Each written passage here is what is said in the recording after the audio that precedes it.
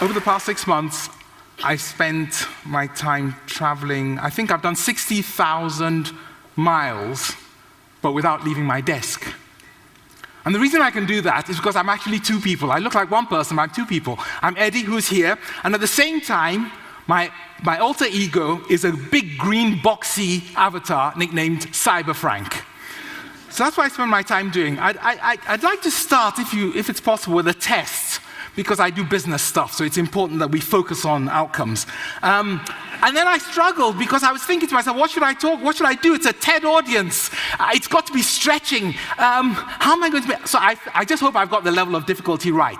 So let's just walk our way through this. Please could you work this through with me? You can shout out the answer if you like. The question is, which of these two horizontal lines is longer? The answer is? The same. No, they're not the same. They're not the same. The top one is 10% longer than the bottom one. So why did you tell me they were the same? Do you remember when we were kids at school, about that big, they played the same trick on us? It was to teach us parallax, do you remember? And you said, it's the same! And you got it wrong. You remember? And you learned the answer. You've carried this answer in your head for 10, 20, 34 years. The answer is the same. The answer is the same. So when Eddie asks you what the lengths are, you say they're the same. But they're not the same because I've changed it. And this is what I'm trying to explain has happened to us in the 21st century. Somebody or something has changed the rules about how our world works. When I'm joking, I try and explain it happened at midnight, you see, while we were asleep. But it was midnight 15 years ago. Okay? You didn't notice it? But basically what they do is they switched all the rules around so that the way to successfully run a business, an organization, or even a country has been deleted, flipped. And there's a completely new, you think I'm joking, don't you? There's a completely new set of rules in operation. Did you notice that? I mean, you missed this one. You probably, no, you didn't. Okay.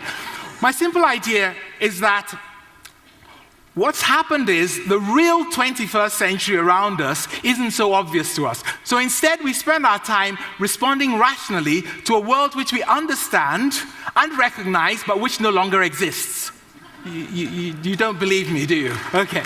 So let me take you on a little journey of many of the things I don't understand. If you search Amazon for the words creativity, you'll discover something like 90,000 books. If you go on Google and you look for innovation plus creativity, you get 30 million hits. If you add the word consultant, it doubles to 60 million. Are you with me? And yet, statistically, what you discover is about 1 in 100,000 ideas is found making money or delivering benefits 2 years after its inception. Makes no sense. Companies make their expensive executives spend ages carefully preparing forecasts and budgets, which are obsolete or need changes before they can be published. How is that possible? If you look at the visions we have, the visions of how we're going to change the world, the key thing is implementation. We have the vision, we've got to make it happen. We spent decades professionalizing implementation. People are supposed to be good at making stuff happen. However, if I use as an example, a family of 5 going on holiday, if you can imagine this, all the way from London, all the way across to Hong Kong. What I want you to think about is their budget is only £3,000, is expensive. What actually happens is, if I compare this to the average real project, average real successful project, the family actually end up in Makassar, South Sulawesi, at a cost of £4,000, whilst leaving 2 of the children behind. What I'm trying to explain to you is there are things which don't make sense to us.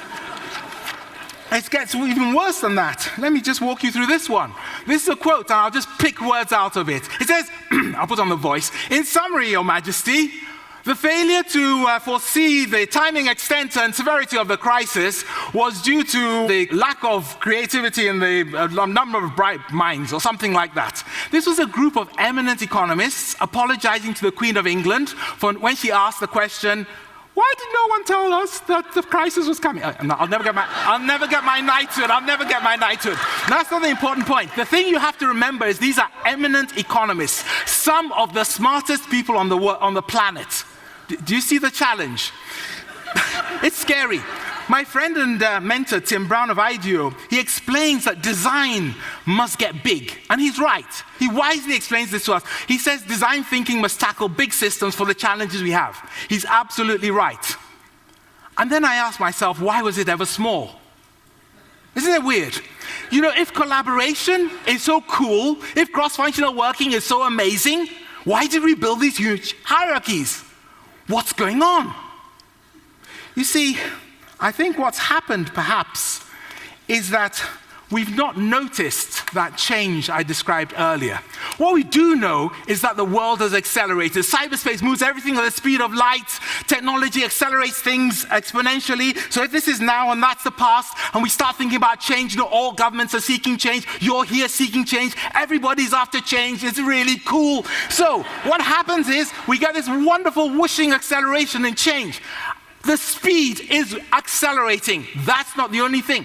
At the same time as we've done that, we've done something really weird. We've doubled the population in 40 years, put half of them in cities, then connected them all up so they can interact. The density of the interaction of human beings is amazing. There are charts which show all these movements of information. That density of information is amazing. And then we've done a third thing.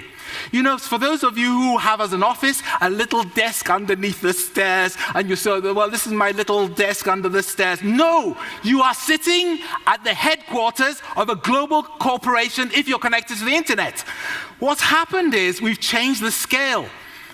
Size and scale are no longer the same. And then add to that, every time you tweet, over a third of your followers follow from a country which is not your own. Global is the new scale. We know that. And so people say things like, the world is now a turbulent place. Have you heard them saying things like that? And they use it as a metaphor. Have you come across this? And they think it's a metaphor, but it's not a metaphor. It's reality. As a young engineering student, I remember going to a demonstration where they basically, the demonstrator did something quite intriguing. What he did was he got a transparent pipe. Have you seen this demonstration before? He attached it to a tap. So effectively what you had was you had a situation where, I'll try and draw the tap and the pipe. Actually, I'll skip the tap. The taps are hard, okay? So I'll write the word tap. Is that okay? So tap, okay? So he attaches it to a transparent pipe and he turns the water on. And he says, do you notice anything? And the water's whooshing down this pipe. I mean, this is not exciting stuff. Are you with me? So the water goes up, he turns it back down, great. And he says, anything you notice? He says, no. Then he sticks a needle into the pipe. And he connects this to a container, and he fills the container up with green ink. You with me? So guess what happens? A thin green line comes out as it flows down the pipe. It's not that interesting. And then he turns the water up a bit, so it starts coming back in, and nothing changes. So he's changing the flow of the water, but it's just a boring green line. He adds some more, and then something weird happens. There's this little flicker. And then as he turns it ever so slightly more, the whole of that green line disappears, and instead there are these little sort of inky dust devils close to the needle. They're called eddies, not me. And they're violently dispersing the ink so that it actually gets diluted out and the color is gone. What's happened in this world of pipe is somebody has flipped it. They've changed the rules from laminar to turbulent. All the rules are gone. In that environment, instantly all the possibilities which turbulence brings are available. And it's not the same as laminar. And if we didn't have that green ink, you'd never notice. And I think this is our challenge, because somebody has actually increased, and it's probably you guys with all your tech and stuff, the speed, the scale, and the density of interaction. Now, how do we cope and deal with that? Well, we could just call it turbulent, or we could try and learn. Yes, learn, but I know you guys grew up in the days when there were actually these things called correct answers. Because of the answer you gave me to the horizontal life puzzle, and you believe it will last forever.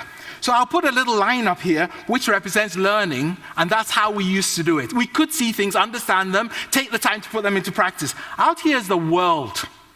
Now, what's happened to our pace of learning as the world has accelerated? Well, if you work for a corporation, you'll discover it's quite difficult to work on stuff which your boss doesn't approve of, isn't in the strategy, and anyway, you've got to go through your monthly meetings. If you work in an institution, one day you will get them to make that decision. And if you work in a market where people believe in cycles, it's even funnier, because you have to wait all the way for the cycle to fail before you go, there's something wrong. Are you with me? So it's likely that the line in terms of learning is pretty flat. You with me?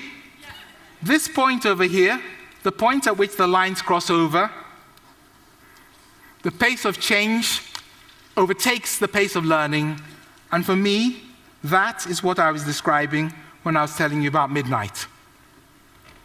So what does it do to us? Well, it completely transforms what we have to do. Many mistakes we make. We solve last year's problems without thinking about the future. If you try and think about it, the things you're solving now, what problems are they going to bring in the future?